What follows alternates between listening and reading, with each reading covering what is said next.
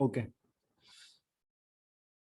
अच्छा, अभी तक हमने जो काम कर लिया है, इसके अंदर हमने HTML CSS का तकरीबन जो काम किया है वो हमने ज़्यादातर HTML CSS की जो बेसिक्स हैं वो हमने देख ली हैं। उसके अलावा जावास्क्रिप्ट की कुछ बेसिक्स के ऊपर हम काम कर रहे हैं, ठीक है। अच्छा, जावास्क्रिप्ट की बेसिक्स के अंदर हमने ये देख लिया कि जावास्क्रिप्ट की बेसिक्स के अंदर किस तरीके से आप जो है क्लासेस वगैरह कैसे ऐड करते हैं, और डेटा टाइप्स के बारे में हमने देख लिया है। और इसके अलावा जेसन के बारे में हमने पढ़ लिया है कि जेसन हमारा क्या होता है, ठीक है। जेसन का फॉर्मेट क्या होता है, कहाँ पे यूज़ करते हैं।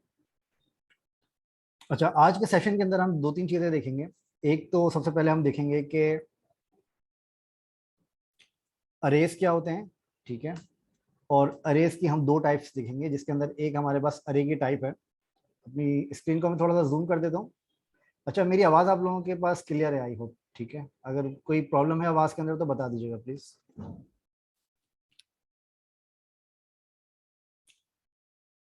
Okay, thank you. अच्छा, आज हम देखेंगे थोड़ा सा अरे के बारे में कि अरे के अंदर हम दो टाइप्स देखेंगे। एक हम देखेंगे फॉर, और एक हम देखेंगे मैप, ठीक है। ये दो टाइप्स हम देखेंगे अरे के बारे में। फिर इसके अलावा आज के सेशन के अंदर हम देखेंगे कि रिएक्ट जेएस को कैसे इंस्टॉल करते हैं, ठीक है, ये देखेंगे। और इसके अलावा यहाँ पे कुछ और भी चीज़ों के बारे में मैं आपको बताऊंगा, इसी से रेलिवेंट रिएक्ट जेएस के बारे में। और इसके अलावा हम देखेंगे एपीआईज क्या होती हैं, ठीक है, व्हाट इज एपीआई, ठीक है। ये हम आज तकरीबन इन तीन चीज़ों के बारे में देखेंगे कि ये तीन चीज़ें हम क्या होती हैं। अब इसके अंदर भले जितना भी टाइम लग जाए, एनीवेज आधा घंटा लगे, एक घंटा लगे या डेढ़ घंटा लगे, लेकिन ये चीज़ें आज हमें कवर करनी है, ठीक है। अच्छा, फिर इन चीज़ों को कवर करने के लिए आपके पास नेक्स्ट तकरीबन 3-4 दिन आप लोगों के पास होते हैं। तो उसके अंदर आप लोग इन चीज़ों को कवर करिएगा। और इसके अंदर मैं आप लोगों को एक दो प्रोजेक्ट भी मैं असाइन करूँगा, मोस्ट प्रॉब्ली आज रात में।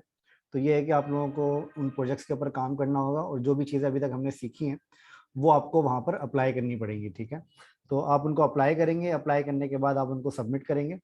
और सबमिट कर दें, या फिर आप कोई भी डेमो टाइप का बना के आप कोई वीडियो वगैरह दिखा दें तो वो भी इनफ होगी।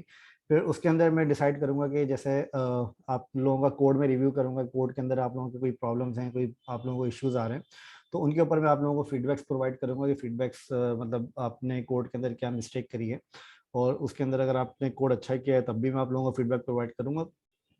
कोड अगर आपने थोड़ा सा ख़राब किया है तो उस पर भी मैं फीडबैक आप लोगों को प्रोवाइड करूंगा, ठीक है। एनीवेज, तो इनके बारे में हम देखते हैं। सबसे पहले मैं आपको बताता हूँ अरे क्या होता है, ठीक है। अरे के बारे में हमने देखा था अपने जेसन फॉर्मेट के अंदर। जेसन फॉर्मेट के अंदर जो हमारे पास अरेज होते हैं, अरे हमारा जैसे मैंने आपको जेसन फॉर्मेट में बताया था कि अरे के अंदर हम क्या करते हैं, मल्टीपल वैल्यूज को हम मैनेज करते हैं, ठीक है। मल्टीपल वैल्यूज का मतलब ये है कि फॉर एग्जाम्पल आपके पास यहाँ पे 5 नाम है, कोई भी 5 नाम हम आपके पास हो सकता है। फॉर एग्जाम्पल हसन, एक हो सकता है आपके पास हुसैन, ठीक है। एक नाम आपके पास हो सकता है वकार, एक हो सकता है आपके पास जॉन, और आपके पास नाम हो सकता है फॉर एग्जाम्पल उवैस, ठीक है। तो ये आपके पास 5 नाम है। और अगर एक नाम की मैं आपको बात करूं तो एक नाम आपका कोई भी हो सकता है। फॉर एग्जाम्पल आपके पास ये एक नाम है, ठीक है। अब ये आपका एक नाम जो है ये आपका एक ऑब्जेक्ट के अंदर आ सकता है, ठीक है। ऑब्जेक्ट के अंदर जैसे मैंने आपको बताया था कि ऑब्जेक्ट आपका स्टार्ट होता है कर्ली ब्रैकेट के साथ, ठीक है। और अरे आपका स्टार्ट होता है स्क्वायर ब्रैकेट के साथ, ठीक है। अच्छा, अब अरे का की मैं जब भी बात करता हूँ तो अरे का मतलब ये होता है कि आपको मल्टीपल मल्टीपल रिकॉर्ड्स के साथ आपको काम करना है। तब आप अरे के ऊपर जब आप काम करते हैं तो आपके पास मल्टीपल रिकॉर्ड्स आपके पास होते हैं, ठीक है। इन एनी केस, ठीक है। मतलब आप इसको फ्रंट एंड के अंदर देखें, या आप इसको बैक एंड के अंदर देखें, या आप किसी और लैंग्वेज के अंदर आप इसको देखें। फॉर एग्जाम्पल आप जावास्क्रिप्ट से हट के अगर आप इसको बैक एंड की लैंग्वेज के अंदर देखेंगे, फॉर एग्जाम्पल पीएचपी के अंदर, माई एसक्यूएल सॉरी पीएचपी के अंदर, डॉट नेट के अंदर, या जावा के अंदर, या फिर नोड जेएस के अंदर, तो हर लैंग्वेज के अंदर आपके पास अरेज की जब बात आती है तो अरे का मतलब ये होता है कि आपके पास एक से ज्यादा रिकॉर्ड के ऊपर आपको काम करना होता है, ठीक है। तो इसका मतलब ये होता है, अरे का मतलब होता है एक से ज्यादा रिकॉर्ड्स, ओके। अच्छा, अब एक से ज्यादा रिकॉर्ड के अंदर जरूरी नहीं है कि आपके पास यहाँ पर एक एक वैल्यू हो, ठीक है। एक से ज्यादा रिकॉर्ड का मतलब ये है कि आपके पास यहाँ पर मल्टीपल वैल्यूज भी हो सकती है। मल्टीपल वैल्यूज का मतलब ये है कि अभी हमने यहाँ पर क्या किया, अभी हमने यहाँ पर सिंपल, अच्छा इसको मैं जावास्क्रिप्ट की फाइल में ही लिख देता हूँ ताकि मैं क्या करता हूँ, सिंपल मैं यहाँ पर एक फाइल बना देता हूँ जिसको मैं नाम दे देता हूँ array.html का, ताकि हमारी ये सेपरेट फाइल बन जाए और ये आपस में मिक्सअप ना हो दूसरी फाइल से साथ। ठीक है, तो मैंने यहाँ पर एक सेपरेट फाइल बना दी अरेज के नाम के साथ, और यहाँ पर मैं इसको अरे को मैं यहाँ पर एक हेडिंग के अंदर दे देता हूँ अरे। ठीक है, अच्छा, और इस फाइल को मैं यहाँ पर ओपन कर लेता हूँ अपने पास array.html को। array.html को मैंने यहाँ पर ओपन किया। अच्छा, अब इसके अंदर आपके पास यहाँ पर मैं आपको बताने जा रहा हूँ वो आपका ये है कि फॉर एग्जांपल मैं यहाँ पर एक वेरिएबल बना देता हूँ कॉन्स्ट का, और इसके अंदर मैं इसका नाम दे देता हूँ फॉर एग्जांपल डेटा।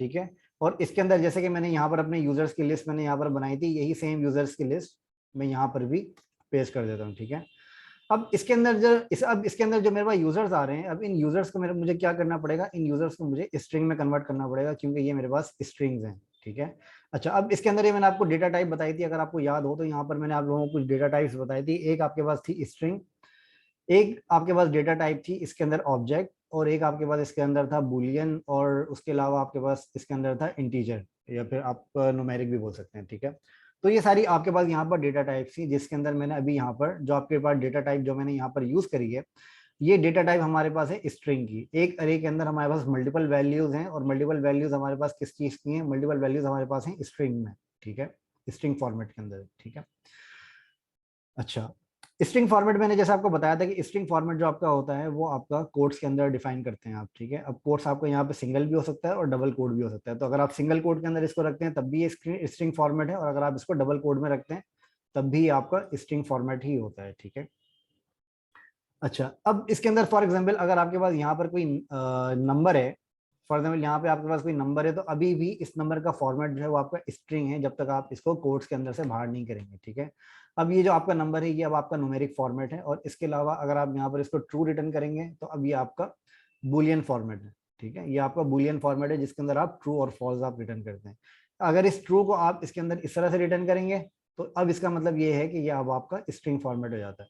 ठीक है, अब इसके अंदर मैं आपको ये बता रहा था कि इसके अंदर आपके पास जो वैल्यूज हैं ये आपके पास आपने यहाँ पर एक एक वैल्यू आपने यहाँ पर रिटर्न करी हुई है, लेकिन फॉर एग्जांपल इसके अंदर आपके पास मल्टीपल टाइप का डेटा भी हो सकता है। मल्टीपल टाइप्स का डेटा का मतलब ये है कि फॉर एग्जांपल इसके अंदर आपके पास एक ऑब्जेक्ट भी हो सकता है, इस ऑब्जेक्ट के अंदर आपके पास वैल्यूज भी हो सकती हैं। फॉर एग्जाम्पल इस ऑब्जेक्ट इसके अंदर ये हो सकता है कि फॉर एग्जाम्पल आपके पास ये जो डेटा आपके पास आ रहा है, ये जो डेटा आपके पास आ रहा है, ये सारा डेटा आपके पास एक ऑब्जेक्ट के अंदर भी हो सकता है। ठीक है, और इसके अंदर कोई की भी आपकी हो सकती है। फॉर एग्जाम्पल इसका ऑब्जेक्ट का जो ये डेटा है इसके अंदर आप डिफाइन कर देते हैं नेम। ठीक है, तो ये आपका एक अरे है। ठीक है, ये आपका एक अरे है, इस अरे के अंदर आपने यहाँ पर मल्टीपल डेटा आपने यहाँ पर प्रिंट करवाया है। ठीक है, अब जो आपने यहाँ पे मल्टीपल डेटा आपने जो यहाँ पर प्रिंट करवाया है, इस मल्टीपल डेटा को यहाँ पर अब इस मल्टीपल डेटा को हमें करना है लूप। लूप करने से हमें क्या होगा कि फॉर एग्जाम्पल यहाँ पर हमारे पास, मैं आपको एक एग्जांपल देता हूँ कि यहाँ पर हमारे पास इसके अंदर फॉर एग्जांपल इसके अंदर मैंने यहाँ पर डिफाइन करी एज, और एज के अंदर मैंने डिफाइन किया 25। ठीक है, या एज के अंदर मैंने डिफाइन किया 10। ठीक है, ये मैंने यहाँ पे डिफाइन किया, और इसी तरीके से मैं यहाँ पर सब पे डिफाइन कर देता हूँ। ठीक है, इसकी मैंने 20 रख दी, इसकी मैंने 30 रख दी, और इसकी मैंने 40 एज रख दी, और इसकी एज मैंने रख दी 60। ठीक है, अब इस तरह का एक डेटा मेरे पास आ रहा है, अब इस डेटा के अंदर मुझे लूप चलाना है। लूप चलाने से मुझे क्या फायदा होगा, फॉर एग्जाम्पल इस डेटा को मुझे प्रिंट करवाना है अपने पास अपने वेब पेज के ऊपर। ठीक है, अब इस डेटा को अपने पास वेब पेज के ऊपर प्रिंट करवाने के लिए मैं क्या कर दूंगा, प्रिंट करवाने के लिए जाहिर है मुझे अपने पास HTML के अंदर मुझे जावास्क्रिप्ट का कोड अपना थोड़ा सा लिखना पड़ेगा। कोड लिखने के लिए मैं क्या करूंगा, वो कोड लिखने के लिए मुझे क्या करना है, मुझे इसके ऊपर लूप चलाना पड़ेगा। लूप में कैसे चलाऊंगा, लूप चलाने का बड़ा सिंपल सा तरीका ये है कि इसके अंदर आपके पास एक लूप की टाइप होती है जो कि आपके पास होती है फॉर की। ठीक है, फॉर लूप आपका क्या काम करता है, फॉर लूप आपका ये काम करता है कि जब भी मैं लूप की बात करता हूँ तो लूप का मतलब ये है कि वो आपके पास जितने ये रिकॉर्ड्स आपके पास आ रहे हैं हर रिकॉर्ड को वो रीड करता है, मतलब 1 बाय 1 करके रीड करता है। ठीक है, फॉर एग्जाम्पल मैं यहाँ पर एक लूप लगाता हूँ जिसको मैं यहाँ पे डिफाइन कर देता हूँ फॉर। ठीक है, फॉर के अंदर मैं यहाँ पे इसको डिफाइन करता हूँ एक वेरिएबल, वेरिएबल का मैं नाम दे देता हूँ फॉर एग्जाम्पल यूजर। ठीक है, अब लूप मुझे किसका चलाना है वो मैं डिफाइन करता हूँ ऑफ के अंदर। ऑफ में मैं बताता हूँ लूप मुझे चलाना है फॉर एग्जाम्पल डेटा का। ठीक है, और मैं यहाँ पर इस तरीके से इसको रिटर्न करवा देता हूँ। ठीक है, अच्छा, ये करने के बाद मैं सिंपल क्या करूंगा, ये करने के बाद मैं सिंपल ये करूंगा कि इसके अंदर मुझे क्या करना है, इसके अंदर मुझे डिफाइन करना है console.log। console.log के अंदर मुझे डिफाइन करना है फॉर एग्जांपल यूजर। ठीक है, मुझे ये डिफाइन करना है। यहाँ पे मैंने यहाँ पर कॉन्स डिफाइन किया। कॉन्स डिफाइन करने के बाद मैंने यहाँ पे इसका कॉन्स का मैंने एक वेरिएबल डिफाइन किया, जिस वेरिएबल को मैं यहाँ पर कॉल करूंगा। अब इस वेरिएबल को डिफाइन करने का क्या फायदा होता है? अच्छा, लूप का जैसे मैंने आपको बताया कि ये आपका 1 बाय 1 रिकॉर्ड रीड करता है। फॉर एग्जांपल अगर आपका ये एक रिकॉर्ड रीड करेगा तो इस रिकॉर्ड को हम किस नाम से यहाँ पर कॉल करेंगे? इस रिकॉर्ड को हम कॉल कर रहे हैं यूजर के नाम से। तो जब ये आपका 1 बाय 1 करके रिकॉर्ड रीड करेगा तो आपका यूजर फर्स्ट रिकॉर्ड रीड करेगा तो आपका यूजर ये है, सेकंड रिकॉर्ड रीड करेगा तो आपका यूजर ये है, और थर्ड रिकॉर्ड रीड करेगा तो आपका यूजर ये है। ठीक है, अब इसके अंदर मैं एक छोटा सा कोड लिखता हूँ। कोड में सिंपल क्या लिखता हूँ कि मैं यहाँ पर एक डिव बना देता हूँ। इस डिव के अंदर मैं दे देता हूँ फॉर एग्जाम्पल, इस डिव के अंदर मैं दे देता हूँ फॉर एग्जाम्पल एक आईडी। ठीक है, आईडी में इस डिव के अंदर दे देता हूँ। आईडी में क्या देता हूँ? फॉर एग्जाम्पल यहाँ पर मैं देता हूँ आईडी, और आईडी के अंदर मैं दे देता हूँ डेटा लिस्ट। ठीक है, इस तरह से मैंने एक आईडी दी और इसको मैंने बता दिया डेटा लिस्ट। अब इस डेटा लिस्ट के अंदर मुझे ये सारा रिकॉर्ड मुझे प्रिंट करवाना है। अब ये प्रिंट करवाने के लिए मैं क्या करूंगा? मैं यहाँ पर एक वेरिएबल बनाऊंगा डेटा लिस्ट के नाम से। ठीक है, और इस डेटा लिस्ट को मैं बताऊंगा document dot gate element by ID, या फिर मैं करूंगा डॉक्यूमेंट डॉट क्यूरी सिलेक्टर। एक ये मैंने नई चीज आपको बता रहा हूँ, क्यूरी सिलेक्टर। क्यूरी सिलेक्टर अभी आपका उसी तरह से होता है जिस तरह से आपका document dot gate element by ID होता है, या फिर document dot gate element by class name होता है। ठीक है, तो ये मैं आपको एक डिफरेंट वेरिएबल डिफरेंट आपको एक फंक्शन बता रहा हूँ जिसके थ्रू आप यहाँ पर कोई भी चीज गेट कर सकते हैं। फॉर एग्जाम्पल यहाँ पर मैंने आईडी डिफाइन करी, और आईडी डिफाइन करने के बाद मैं यहाँ पर डिफाइन कर देता हूँ कि मुझे कौन सी आईडी को मैं सिलेक्ट कर रहा हूँ यहाँ से। ठीक है, तो जब मैं इस आईडी को यहाँ पर सिलेक्ट करूंगा तो सिलेक्ट करने के बाद आपको यहाँ पर एक, फॉर एग्जांपल मैं यहाँ पर इसको थोड़ा सा जूम आउट कर देता हूँ। तो जूम आउट करता हूँ मैं इसको यहाँ पर, तो ये क्या करेगा? अब फॉर एग्जांपल मैं यहाँ पर इस आईडी को सिलेक्ट करके मैं क्या करता हूँ, यहाँ पर मैं एक मैं यहाँ पर एक छोटा सा कोड लिखता हूँ, data list dot insert adjacent HTML। ठीक है, यहाँ पर मैंने एक ये छोटा सा कोड लिखा अपना, और इसके अंदर मैं बता देता हूँ फॉर एग्जांपल बिफोर एंड। ठीक है, बिफोर एंड करने के बाद मैं क्या करता हूँ, यहाँ पर मैं इसको बता देता हूँ फॉर एग्जांपल मुझे जो कोड अपना यहाँ पर राइट करवाना है वो करवाना है यूजर डेटा। ठीक है, तो अभी इस कोड के बारे में, अभी इसके अंदर कंफ्यूज मत होइएगा, मैं आपको इसके बारे में समझाता हूँ कि ये क्या होता है। ठीक है, अच्छा, ये मैंने यहाँ पे छोटा सा कोड आपका यहाँ पर लिखा, और ये लिखने के बाद मैंने क्या किया, मैंने यहाँ पर अपने इस कोड को मैं यहाँ पर क्या करूंगा, अपने इस कोड को मैं यहाँ पर इसको प्रिंट करवा देता हूँ। और प्रिंट करवाने से पहले, मैं रिफ्रेश करने से पहले मैं यहाँ पर अपना कंसोल ओपन कर लूंगा। अब कंसोल ओपन करूंगा तो यहाँ पर मेरे पास एक एरर आएगा। एरर मेरे पास क्या आएगा कि cannot read properties of null reading insert adjacent HTML। इसका क्या मतलब है? इसका मतलब यह है कि आपके पास यहाँ पर ये जो डेटा आपने यहाँ पर जो डेटा आपने यहाँ पर इंसर्ट करवा रहे हैं, ये डेटा, इसको डेटा लिस्ट इसको नहीं मिल रही है, जिसकी वजह से ये यहाँ पर इसके अंदर डेटा इंसर्ट नहीं कर सकता। डेटा लिस्ट इसको क्यों नहीं मिल रही है?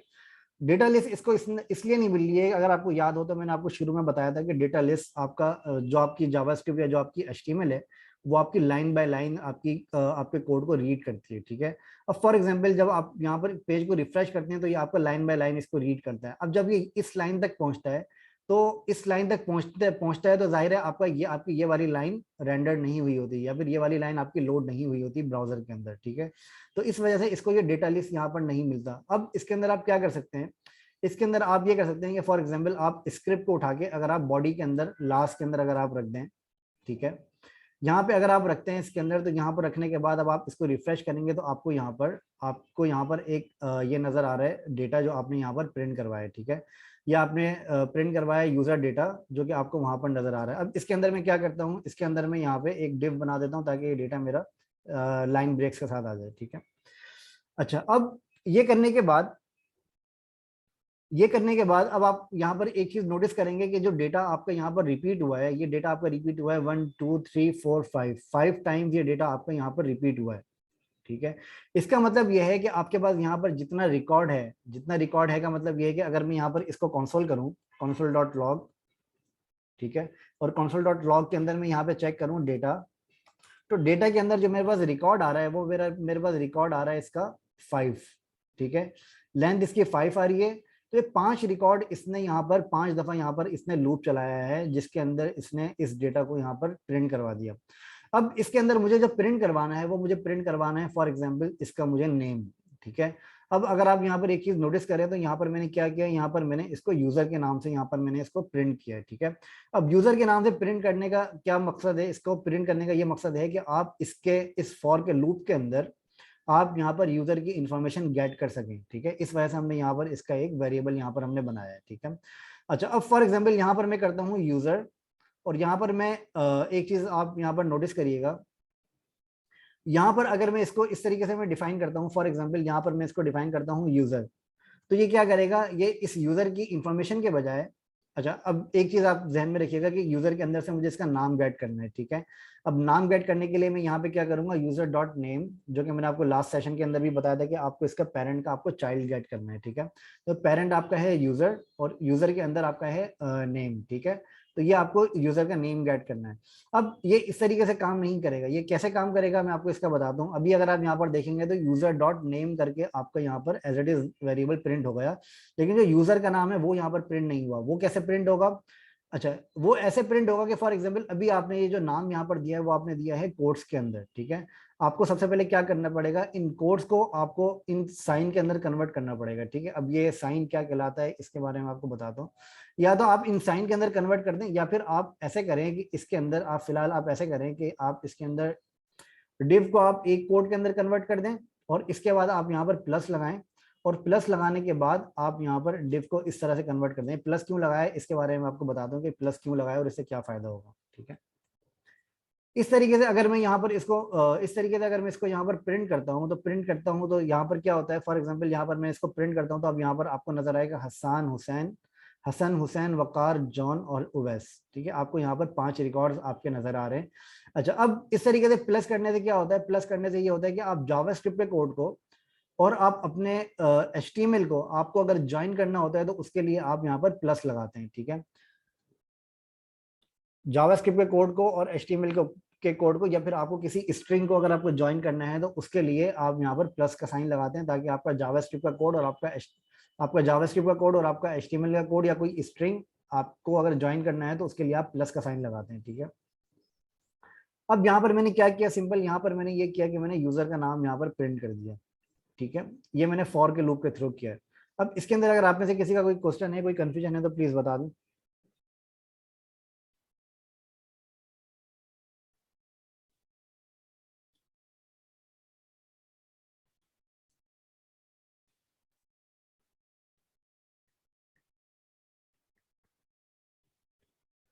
जी ये क्लियर है।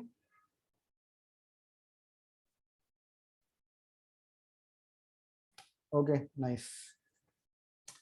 अच्छा, इसके अंदर आपके पास एक और लूप होता है जिसके बारे में मुझे आपको बताना है। एक और लूप आपके पास होता है इसके अंदर, वो लूप आपके पास होता है वो लूप आपके पास होता है मैप का, ठीक है।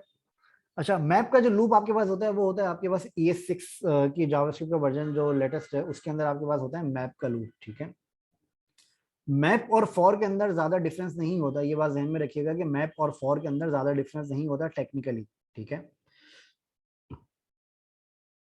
मतलब फॉर भी आपका लूप उतना ही चलाता है जितना आपके पास इस वेरिएबल के अंदर डेटा है, और मैप भी ये लूप आपके पास उतना ही चलाता है जितना आपके पास इसके अंदर डेटा है, ठीक है। तो इसके अंदर ज्यादा डिफरेंस नहीं होता। लेकिन अगर आप इसके सिंटैक्स के अंदर अगर आप देखेंगे तो सिंटैक्स के अंदर इसका थोड़ा सा डिफरेंट होता है, ठीक है। सिंटैक्स में इसका क्या डिफरेंट होता है, यहाँ पर मैंने बताया फॉर करके। अच्छा, उसके अंदर आप क्या बताते हैं, उसके अंदर आप बताते हैं इसका डेटा डॉट मैप, ठीक है। डॉट मैप करके आप यहाँ पर एक एरो फंक्शन बताते हैं, और एरो फंक्शन के अंदर आप यहाँ पर बताते हैं फॉर एग्जांपल यूजर। अब यूजर के अंदर फॉर एग्जांपल अगर आपको ये कोड अगर आपको यहाँ पर गेट करना है तो यहाँ पर आप इसको इस तरीके से आप यहाँ पर रन कर सकते हैं अपने कोड को, ठीक है। इसको मैं यहाँ पे कमेंट कर देता हूँ और यहाँ पर मैं चेक करता हूँ डेटा डॉट मैप यूजर और यूजर डॉट नेम, ठीक है। अब मैं यहाँ पर इसको अगर रिफ्रेश करूंगा तो अभी भी आपको सेम रिजल्ट नजर आ रहा है जो मेरे पास मैप के अंदर जो मेरे पास रिजल्ट फॉर के अंदर आ रहा था, ठीक है। अच्छा, मैप आपका कब काम करता है? मैप आपका काम करता है फॉर एग्जांपल अगर आप कोई रिएक्ट जेएस वगैरह की एप्लीकेशन के ऊपर काम कर रहे हैं और उसके अंदर आपको रेंडर वगैरह के फंक्शंस के अंदर आपको लूप चलाना है, तो उसके लिए आप यूज करते हैं मैप। अदरवाइज अगर आपको कोई अगर आपको कोई रेंडर से रिटर्न के मेथड से बाहर अगर आपको लूप चलाना है तो उसके लिए आप यूज करते हैं फॉर। ठीक है, तो मैप आपका वैसे नॉर्मली मैप ही आपका बहुत ज्यादा यूज हो रहा होता है, फॉर कम यूज होता है, लेकिन ये है कि मैप आपका बहुत ज्यादा यूज होता है। खासतौर पर जब से ES6 के वर्जन हमारे पास आए हैं तो मैप हम बहुत आसानी से यूज कर सकते हैं। इसके अंदर आपके पास दो और तरह की भी चीजें होती हैं। एक आपके पास इसके अंदर होता है इंडेक्स और एक आपके पास होता है इसके अंदर यूजर। ठीक है, फॉर एग्जांपल अगर मुझे यहाँ पर इसका इंडेक्स भी प्रिंट करना हो तो मैं इसका इंडेक्स भी यहाँ पर इस तरीके से आसानी से प्रिंट कर सकता हूँ।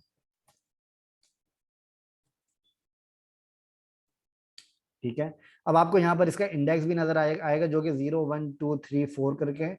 तो ये यहाँ पे जो इसका सेकंड आर्गुमेंट होता है वो होता है इसका इंडेक्स। अब इंडेक्स के अंदर अगर मैं इसको +1 कर दूं,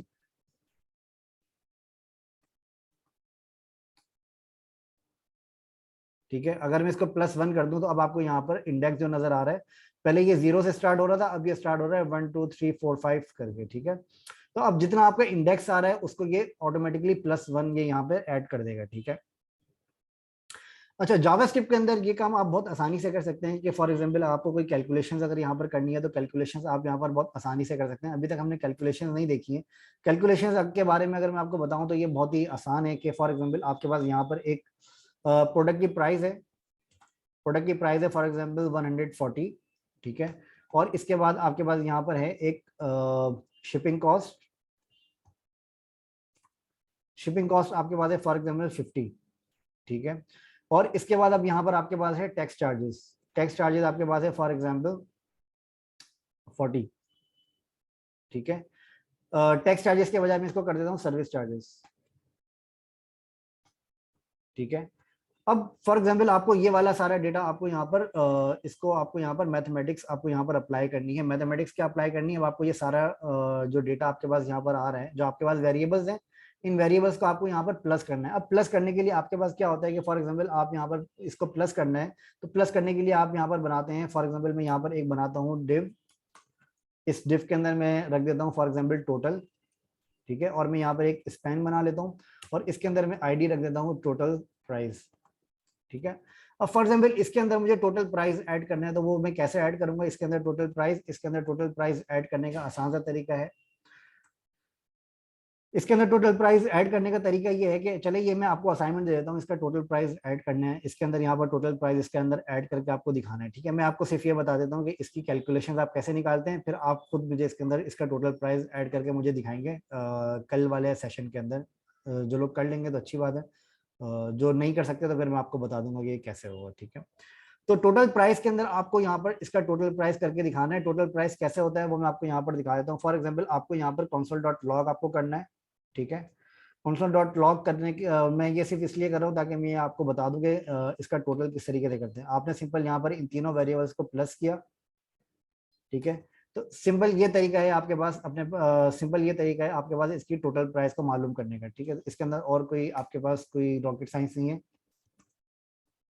मैंने यहाँ पर टोटल प्राइस मालूम किया तो यहाँ पर मेरे पास इसका टोटल आ गया 230। ठीक है, अगर मैं इसको 140 को हटा के अगर मैं इसको 1000 कर देता हूँ तो अब यहाँ पर मेरे पास इसका टोटल आ जाएगा 1090। ठीक है, अब ये 1090 की जो वैल्यू आपके पास यहाँ पर आ रही है, इस वैल्यू को आपको ऐड करवाना है टोटल प्राइस की इस स्पैन के अंदर। ये ऑलरेडी मैंने आप लोगों को बताई हुई ये चीज़ें कि आपको किसी स्पेसिफिक टैग के अंदर आपको अगर कोई चीज़ ऐड करवानी है तो वो आप कैसे करवाते हैं। अगर आप पुराने सेशंस को देख लेंगे तो वहां से आपको इस चीज़ के बारे में आइडिया हो जाएगा। ठीक है, तो ये आप लोगों का कल के लिए असाइनमेंट हो गया। इसको आप लोग कल का असाइनमेंट इसको आप कंसिडर करें और इसको आप कल के असाइनमेंट के अंदर करके मुझे दिखाएं। ठीक है, एनीवेज, अच्छा, अब मैं आप लोगों को थोड़ा सा इसके बारे में बता देता हूँ कि अच्छा, इसके अंदर जाहिर है कि आपने यहाँ पर इसको प्लस किया है, अगर मैं इसको यहाँ पर मल्टीप्लाई करूंगा तो ये मल्टीप्लाई होगा, अगर मैं यहाँ पर इसको डिवाइड करूंगा तो ये डिवाइड होगा। ठीक है, यहाँ पे माइनस करता हूँ तो ये माइनस होगा। अब अगर यहाँ पर देखेंगे तो अब यहाँ पर ये माइनस में मेरे पास प्राइस आ जाएगी। ठीक है, अगर मैं यहाँ पे console.log के अंदर सिंपल मैं यहाँ पर करता हूँ 2 × 5। ठीक है, और मैं यहाँ पे एक इसकी वैल्यू दे देता हूँ मल्टीप्लाई। अब आपको यहाँ पर नजर आएगा 10। ठीक है, तो सिंपल इस तरीके से आप यहाँ पर अपने पास console डॉट लॉग्स इस सिंपल इस तरीके से आप यहाँ पर कैलकुलेशंस अपनी करते हैं। और ये वाले साइंस उम्मीद है कि आप लोगों को पता ही होंगे, कैलकुलेटर्स वगैरह अगर आप लोगों ने यूज किए हैं तो मल्टीप्लाई कैलकुलेटर प्लस माइनस वगैरह के साइंस आप लोगों के लिए बहुत आसान है। ठीक है, तो यह आपके पास यहाँ पे आपको सिर्फ नंबर्स प्रिंट करवाने हैं और नंबर्स के बाद आपको यहाँ पे अपनी कैलकुलेशंस अप्लाई करनी है एनीवेज। ठीक है, अच्छा अब इसके अंदर क्या करना है आपको कि अच्छा इसके अंदर तो मैंने आपको बता दिया क्या करना है। अब आपको अब मुझे आपको बताना है कि व्हाट इज एपीआई। ठीक है, एपीआई आपकी क्या होती है। अच्छा एपीआई के अंदर मैं आपको थोड़ा सा इसके बारे में बता देता हूँ कि फॉर एग्जांपल एपीआई आपकी होती है कि एपीआई के अंदर आप क्या एपीआई आपकी यूज एपीआई का मैं यूजेज आपको बता देता हूँ कि एपीआई का यूजेज क्या होता है। ठीक है, एपीआई का जो आपका यूजेज होता है वो ये होता है कि फॉर एग्जांपल आपके पास मल्टीपल सर्वर्स हैं या फिर मल्टीपल वेबसाइट्स हैं। ठीक है, अब उन मल्टीपल वेबसाइट्स के ऊपर आपको क्या करना है कि एक ही डेटाबेस से आपको डेटा आपको वहां पर शो करवाना है। ठीक है, फॉर एग्जांपल मैं अगर आपको इसकी आज के दौर में अगर आपको इसकी एग्जांपल दूं तो इसके अंदर फॉर एग्जांपल इसके अंदर कोई जॉब्स की वेबसाइट है। अब जॉब्स की वेबसाइट क्या है कि फॉर एग्जांपल यहाँ पर कुछ वेबसाइट्स हैं, जैसे फॉर एग्जांपल रोजी डॉट पी के है। रोजी डॉट पी के अलावा कुछ और वेबसाइट्स हैं, जैसे गूगल का भी अपना एक जॉब का पोर्टल है। ठीक है, और उसके अलावा और भी काफी सारे पोर्टल्स हैं। ठीक है, लेकिन अगर आप गूगल के जॉब के पोर्टल के बारे में अगर आप देखेंगे तो गूगल के जॉब के पोर्टल के अंदर कोई भी उनके पास ऐसी जॉब्स नहीं होती जो कि लोग गूगल के प्लेटफॉर्म के ऊपर डालते हैं। ठीक है, गूगल के प्लेटफॉर्म के ऊपर कोई भी जॉब नहीं डालता। जॉब्स आपको कहाँ से मिलती हैं, गूगल के प्लेटफॉर्म्स के ऊपर जो जॉब्स आ रही होती हैं वो आपके पास आ रही होती हैं दूसरे सर्वर्स के थ्रू, दूसरे सर्वर्स के पास से। ठीक है, और फॉर एग्जांपल मैं यहाँ पे जॉब लिखता हूँ गूगल जॉब्स। ठीक है, तो मैं यहाँ पे जाता हूँ गूगल जॉब्स के अंदर और मैं यहाँ पे डिफाइन करता हूँ फॉर एग्जांपल, यहाँ पर मैं डिफाइन करता हूँ फॉर एग्जांपल, यहाँ पर मैं करता हूँ यूआई यूएक्स डिजाइनर जॉब्स। ठीक है, अच्छा अब ये जो यूआई यूएक्स डिजाइनर की जो जॉब्स आपके पास आ रही हैं, ये जॉब्स आपके पास खुद गूगल प्रोवाइड नहीं कर रहा। आपको ये ध्यान में रखिएगा कि ये जॉब आपके पास खुद आपको खुद गूगल प्रोवाइड नहीं कर रहा। ये जॉब्स आपके पास आ रही हैं किसी और थर्ड पार्टी वेबसाइट से। थर्ड पार्टी वेबसाइट आपके पास क्या है, थर्ड पार्टी वेबसाइट आपके पास है करियर्स, पढ़ लो और जॉबलम पाकिस्तान। ठीक है, ये आपके पास वेबसाइट्स हैं जो कि आपके पास गूगल जॉब्स के अंदर आ रही हैं। फॉर एग्जांपल अगर मैं इस वेबसाइट के बारे में देखूं तो ये वेबसाइट की एपीआईज हैं जो कि आपको गूगल जॉब्स के अंदर इसकी जॉब्स आपके पास यहाँ पर आ रही होती हैं। ठीक है, अब ये एपीआईज का एक कॉन्सेप्ट तो आपको ये क्लियर हो जाना चाहिए कि जो एपीआईज आपकी होती हैं वो मल्टीपल वेबसाइट्स के ऊपर या मल्टीपल प्लेटफॉर्म्स के ऊपर आपको डेटा शेयर करने में आसानी प्रोवाइड करती है। ठीक है, इसके थ्रू आप अपने पास मल्टीपल आप जो है वो अपने डिवाइसेस के ऊपर, मल्टीपल प्लेटफॉर्म्स के ऊपर, मल्टीपल वेबसाइट्स के ऊपर आप आसानी से अपना डेटा इंटीग्रेट कर सकते हैं, शेयर कर सकते हैं, आसानी से आप उनका डेटा के साथ प्ले अराउंड कर सकते हैं। ठीक है, अच्छा अब इसके अंदर अगर मैं आपको इसकी एक और एग्जांपल दूं, इसकी एक और एग्जांपल आपके पास ये हो सकती है कि फॉर एग्जांपल आप कोई फेसबुक को अगर आप अपने पास ब्राउजर के ऊपर यूज करते हैं या फिर आप फेसबुक को अपने पास ट्विटर को अगर आप अपने पास कोई ब्राउजर के ऊपर यूज करते हैं। ठीक है, और फॉर एग्जांपल आप कोई वहां पर पोस्ट करते हैं तो पोस्ट करते ही क्या होता है कि आपके पास वो फॉर एग्जाम्पल आपने कोई फॉर एग्जाम्पल अगर आपने कोई पोस्ट करी है अपने डेस्कटॉप कंप्यूटर से या फिर आपने कोई पोस्ट करी है अपने पास लैपटॉप से, तो जैसे ही आप वो पोस्ट करते हैं वो वैसे ही वो पोस्ट आपके पास आपके मोबाइल पर भी डिस्प्ले हो जाती है और वैसे ही वो पोस्ट आपके पास मल्टीपल यूजर्स के पास भी डिस्प्ले हो जाती है। ठीक है, वो किस तरीके से आपका काम होता है, वो जो आपकी डेटा शेयरिंग जो आपकी हो रही होती है वो आपकी हो रही होती है एपीआईज के थ्रू। ठीक है, तो जो एपीआईज आपकी होती है वो एक सेंट्रल डेटाबेस से आपके कनेक्टेड होती हैं और सेंट्रल डेटाबेस से वो सर्वर वो डेटा को फैच करके आपके पास वहां पर डिस्प्ले करवा रही होती है। ठीक है, तो ये एपीआईज का जो आपका प्रोग्रामिंग इंटरफेस जो आपका होता है, एप्लीकेशन प्रोग्रामिंग इंटरफेस, तो वो हम इसी वजह से इसको कहते हैं कि ये जो आपका एप्लीकेशन का जो पूरा प्रोग्रामिंग इंटरफेस है वो आपका एक सेंट्रल सर्वर से आपका वो चल रहा होता है। ठीक है, अब उसके अलावा आपके पास ये भी होता है कि फॉर एग्जांपल अब आपके पास एक और टर्म होती है, वो होती है आपके पास रेस्ट एपीआई। रेस्ट एपीआई क्या होती है, रेस्ट एपीआई का भी सेम कॉन्सेप्ट होता है। रेस्ट एपीआई का भी सेम कॉन्सेप्ट होता है कि वो आपकी ऐसी रेस्टफुल एपीआई होती हैं जो कि आपके हर प्लेटफॉर्म के ऊपर आसानी से इंटीग्रेट हो जाती है, जो कि आपका जेसन फॉर्मेट के अंदर डेटा रिस्पॉन्स आपको शेयर करती है। ठीक है, अब इसके अंदर अगर मैं आपको फॉर एग्जांपल कुछ एपीआई की एग्जांपल दूं तो यहाँ पर एक एपीआई है फॉर एग्जांपल अगर आप यहाँ पर देखेंगे डमी एपीआई, तो अगर आप यहाँ पर डमी एपीआईज फॉर प्रैक्टिस लिखेंगे तो आपके पास यहाँ पर कुछ एपीआईज की आपके पास यहाँ पर लिस्ट नजर आएगी, जिसके अंदर आपके पास एक एपीआई है reqres.in करके, ठीक है। अब ये जो एपीआई आपको नजर आ रही है, इसके अंदर आप यूज करते हैं एक सॉफ्टवेयर, वो सॉफ्टवेयर आपके पास होता है पोस्टमैन के नाम से, ठीक है। अगर आप पोस्टमैन के बारे में अगर आपको नहीं पता तो मैं आपको बता देता हूँ कि पोस्टमैन आपका ऐसा सॉफ्टवेयर होता है जो कि आपकी एपीआईज को टेस्टिंग करने में हेल्प करता है, ठीक है। टेस्टिंग करने में हेल्प करता है मतलब आप इसके अंदर अपनी एपीआईज को क्रिएट कर सकते हैं, अपनी एपीआईज को आप इंटीग्रेट कर सकते हैं। तो यहाँ पर कुछ एपीआईज ऐसी हैं जो कि हमें यहाँ पर पोस्टमैन के अंदर अगर हम इसको टेस्ट करते हैं तो आपको यहाँ पर पता चलेगा कि इन एपीआईज का रिस्पॉन्स आपके पास क्या होता है। फॉर एग्जाम्पल मैं यहाँ पर क्या करता हूँ, इस एपीआई को मैं यहाँ पर कॉल करता हूँ, जिसके अंदर मेरे पास यहाँ पर एपीआई का ये एंड पॉइंट आपके पास यहाँ पर होता है। मैं आपको बताता हूँ कि एंड पॉइंट क्या होता है, रिक्वेस्ट क्या होता है और रिस्पॉन्स क्या होता है, ठीक है। तो इसके बारे में अभी आपको फिलहाल सोचने की जरूरत नहीं है, मैं थोड़ी देर में आपको बताता हूँ।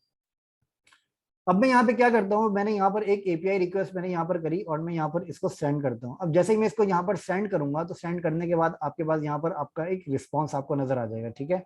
अब ये रिस्पॉन्स आपका क्या होता है कि फॉर एग्जाम्पल आप यहाँ पर लिखते हैं facebook.com। अब जैसे ही आप यहाँ पर facebook.com लिखते हैं, जैसे ही आप यहाँ पे लिखते हैं facebook.com, तो जैसे ही आप यहाँ पे facebook.com लिखते हैं तो क्या होता है कि आपके पास यहाँ पर एक वेबसाइट आपके पास ओपन हो जाती है फेसबुक की, ठीक है। अब ये जो फेसबुक की वेबसाइट आपके पास यहाँ पर ओपन हुई है, जैसे ही आपने अपना लिंक इंटर किया वैसे ही आपके पास यहाँ पर रिस्पांस के अंदर फेसबुक की वेबसाइट आपके पास ओपन हो जाती है। अब रिस्पांस क्या होता है ये मैं आपको बताता हूँ कि फॉर एग्जांपल आपके पास यहाँ पर क्या है कि आपके पास एक यहाँ पर होता है सर्वर। मैं आपको इसको थोड़ा सा डिटेल के अंदर मैं आपको बता देता हूँ। फॉर एग्जाम्पल आपके पास यहाँ पर एक होता है सर्वर, ठीक है। इसको थोड़ी सी एक डायग्राम बना के मैं आपको बता देता हूँ ताकि ये बेसिक कॉन्सेप्ट आपको क्लियर हो जाए, ठीक है। अब फॉर एग्जाम्पल आपके पास यहाँ पर होता है आपका एक सर्वर। अब सर्वर आपके पास क्या होता है कि ये आपका एक सर्वर है, ठीक है। अब ये सर्वर आपका है, फॉर एग्जांपल ये सर्वर आपका है facebook.com का, ठीक है। अब ये सर्वर के अंदर क्या हुआ है कि ये सर्वर के अंदर आपके पास आपकी वेबसाइट आपके पास यहाँ पर होस्ट हुई हुई है। होस्ट हुई हुई का मतलब ये है कि आपकी वेबसाइट की जो भी फाइल्स हैं वो आपके पास इस सर्वर के ऊपर पड़ी हुई हैं, जो कि आपको शो करवाना है जब भी यूजर आपकी वेबसाइट को इंटर करे। मतलब जब भी यूजर आपकी वेबसाइट का facebook.com जब इंटर करेगा तो आपको डेटा दिखाना है facebook.com से, ठीक है। अब ये जो facebook.com का आपके पास यहाँ पर ये नजर आ रहा है, अब इस सर्वर से जब भी आप अपनी वेबसाइट को इंटर करते हैं तो आपके पास एक रिक्वेस्ट जाती है। वो रिक्वेस्ट आपके पास जाती है जैसे ही आपने फॉर एग्जाम्पल यहाँ पर इंटर किया facebook.com क्या करता है अपने पास अपने सर्वर के ऊपर एक रिक्वेस्ट भेजता है। ये facebook.com का सर्वर है और ये आपकी वेबसाइट का यूआरएल है, जहाँ पे ये आपकी वेबसाइट का ये आपका ब्राउजर है फॉर एग्जाम्पल, ठीक है। और ये आपका सर्वर है और इस सर्वर के अंदर क्या है, इस सर्वर के अंदर आपकी वेबसाइट है, ठीक है। अब इस सर्वर के अंदर ये क्या करेगा, इस सर्वर के अंदर ये करता है रिक्वेस्ट। रिक्वेस्ट ये कैसे करेगा, मैं अगर यहाँ पर एक पेंसिल के अंदर मैं आपको बता दूं, इस सर्वर के अंदर ये यहाँ पे क्या करता है रिक्वेस्ट, ये करेगा आपके पास यहाँ पे रिक्वेस्ट, ठीक है। अब ये जो रिक्वेस्ट यहाँ पर करता है, अब रिक्वेस्ट ये क्या करता है, अब ये जो रिक्वेस्ट करता है इसको हम कहते हैं कम्युनिकेशन।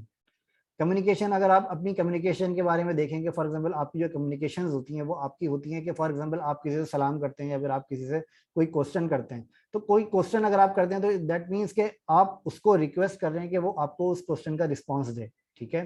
तो इसी तरीके से आप क्या करते हैं कि जब आप facebook.com को जब आप इंटर करते हैं या फिर कोई और वेबसाइट को जब आप इंटर करते हैं तो वो क्या करता है, वो आपको वो रिक्वेस्ट करता है इस सर्वर को, और इस सर्वर से कम्युनिकेट करके ये सर्वर आपको रिटर्न करता है ये सर्वर आपको रिटर्न करता है इसका रिस्पॉन्स, ठीक है। ये सर्वर आपको रिटर्न करेगा इसका रिस्पॉन्स, ये सर्वर आपको रिटर्न करेगा यहाँ पर इसका रिस्पॉन्स। ये क्या रिटर्न करेगा, ये रिटर्न करेगा इसका रिस्पॉन्स। रिस्पॉन्स के अंदर ये क्या रिटर्न करेगा, रिस्पॉन्स के अंदर ये रिटर्न करेगा आपकी वेबसाइट का जो आपका वेब पेज है, ये जो आपका वेब पेज है ये आपका ये सर्वर आपको रिटर्न करेगा, ठीक है। अब इस सर्वर के ऊपर आपके पास फ्रंट एंड भी पड़ा हुआ है और इस सर्वर के ऊपर आपके पास बैकएंड भी यहाँ पर आपके पास बैकएंड भी यहाँ पर होस्ट हुआ हुआ है और फ्रंट एंड भी यहाँ पर होस्ट हुआ हुआ है, ठीक है।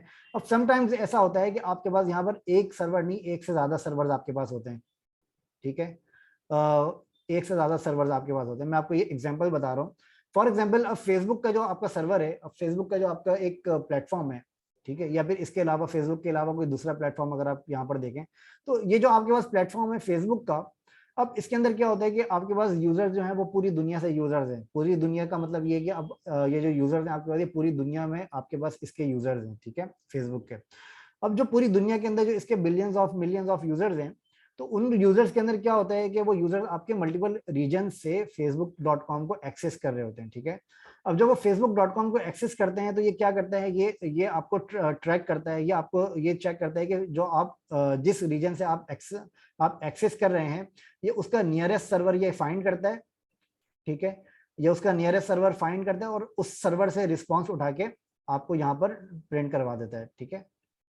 उस सर्वर से रिस्पॉन्स उठा के यहाँ पर आपको प्रिंट करवा देता है। अच्छा, अब ऐसा ये क्यों करता है? ऐसा ये इस वजह से करता है क्योंकि ये सिर्फ फेसबुक का मैं नहीं बता रहा आपको, ये मतलब जितने भी बड़े जो जॉइंट्स आप यूज कर रहे होते हैं, फॉर एग्जांपल आप गूगल यूज कर रहे हैं, फेसबुक यूज कर रहे हैं, आप ट्विटर यूज कर रहे हैं, या जितने भी बड़े बड़े आप प्लेटफॉर्म यूज कर रहे होते हैं, या फिर अगर आपने नाम सुना हो AWS के बारे में, तो ये आपके पास इसी तरह के सर्वर ये यहाँ पे रीजन बेस्ड ये आपका फॉलो कर रहे होते हैं। ये आपका क्यों फॉलो कर रहे होते हैं? ताकि आपका रिस्पॉन्स टाइम, आपका ज्यादा रिस्पॉन्स टाइम ना हो, जो आपके यूजर्स हैं, जो आपका एक ही सर्वर के ऊपर जो लोड आपका डाला हुआ होता है, वो एक ही सर्वर के ऊपर लोड ना हो, वो लोड आपका डिवाइड हो जाए मल्टीपल सर्वर्स के ऊपर, ठीक है। अब ये मैंने आपको यहाँ पे सिर्फ 4 सर्वर यहाँ पे लगा के दिखाए, लेकिन यहाँ पर इसके बहुत सैकड़ों किस्म के हजारों इसके अंदर सर्वर्स होते हैं जो कि आपको यहाँ पर एक दूसरे से कम्युनिकेट कर रहे होते हैं, ठीक है। तो इस तरीके से आपके पास यहाँ पे जो आपकी वेबसाइट्स है वो यहाँ पर इस तरीके से रिस्पॉन्ड कर रही होती हैं। अब फॉर एग्जांपल एक वक्त के अंदर फेसबुक या व्हाट्सएप के ऊपर एक वक्त में मिलियंस बिलियंस ऑफ यूजर इसके ऊपर हिट कर रहे होते हैं, बिलियंस ऑफ यूजर्स इसके ऊपर मैसेजेस कर रहे होते हैं, पिक्चर्स अपलोड कर रहे होते हैं, वीडियोस अपलोड कर रहे होते हैं, लाइव स्ट्रीमिंग रन कर रहे होते हैं। तो वो एक साथ इतनी सारी चीजें आपके पास किस तरीके से डिवाइड हुई हुई होती हैं, किस तरीके से वो लोड की बैलेंसिंग पूरी हुई हुई होती है आपकी, वो लोड किस तरीके से डिवाइड हुआ होता है। तो वो लोड आपका ऐसा ही डिवाइड करते हैं कि ये आपके मल्टीपल सर्वर्स होते हैं जो कि आपके पास आपस में एक दूसरे से कम्युनिकेट कर रहे होते हैं, ठीक है। तो इसका एपीआई से वैसे कोई ताल्लुक नहीं है, ये मैंने आपको इसका स्ट्रक्चर मैंने बताया कि किस तरीके से